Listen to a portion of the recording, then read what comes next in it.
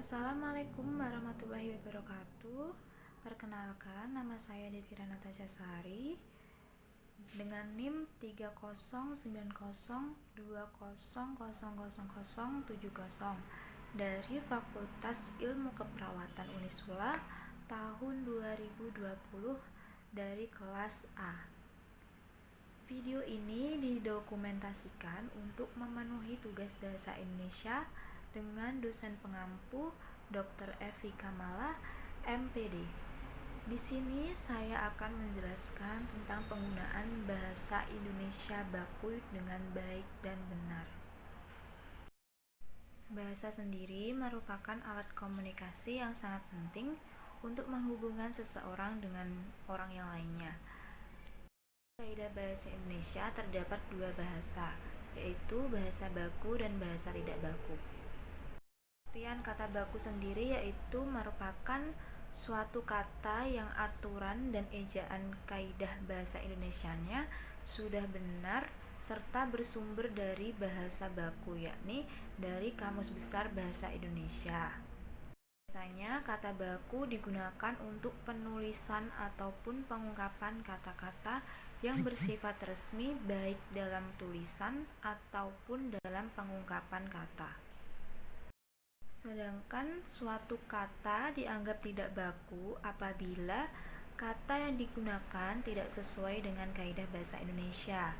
Tidak bakunya sebuah kata tidak hanya diakibatkan oleh salah penulisan saja, melainkan juga diakibatkan oleh pengucapan yang salah.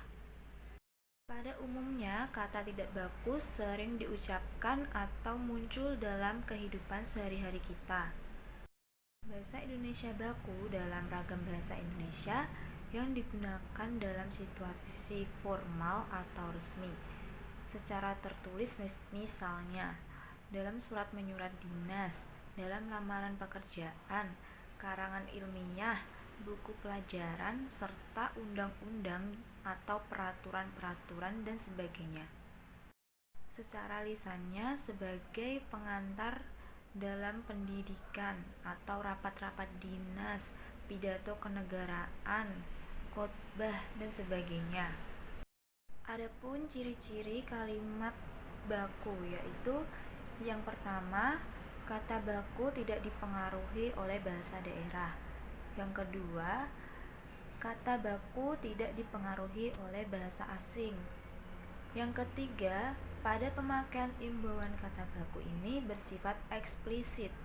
Yang keempat, baku adalah bahasa percakapan. Yang kelima, kata baku digunakan sesuai dengan konteks kalimat. Yang keenam, kata baku tidak terkontaminasi atau tidak rancu. Yang ketujuh, kata baku tidak mengandung arti pleonasme. Yang terakhir yaitu kata baku tidak mengandung hiperkorek. Selain itu, ada pun 3 fungsi dari bahasa baku sendiri, yaitu meliputi 1. Fungsi pemersatu.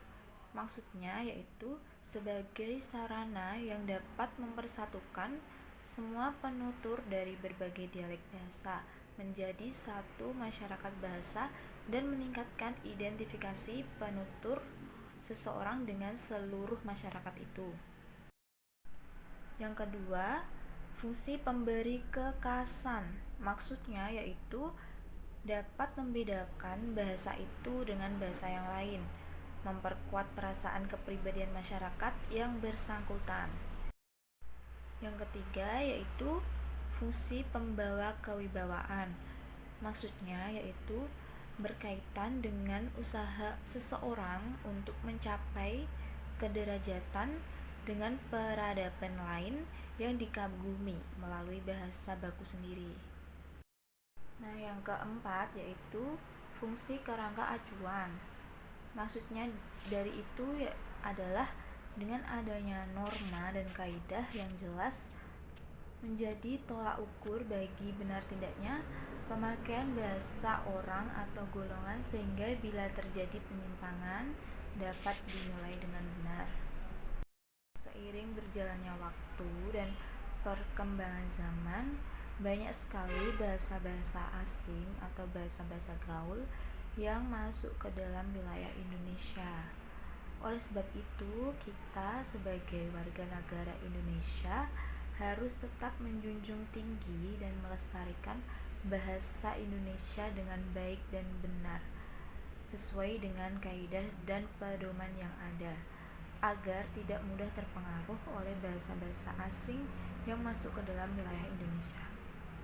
Sekian yang dapat saya sampaikan. Kurang lebihnya saya mohon maaf bila ada kesalahan dalam tutur kata ataupun perbuatan. Terima kasih. Wassalamualaikum warahmatullahi wabarakatuh.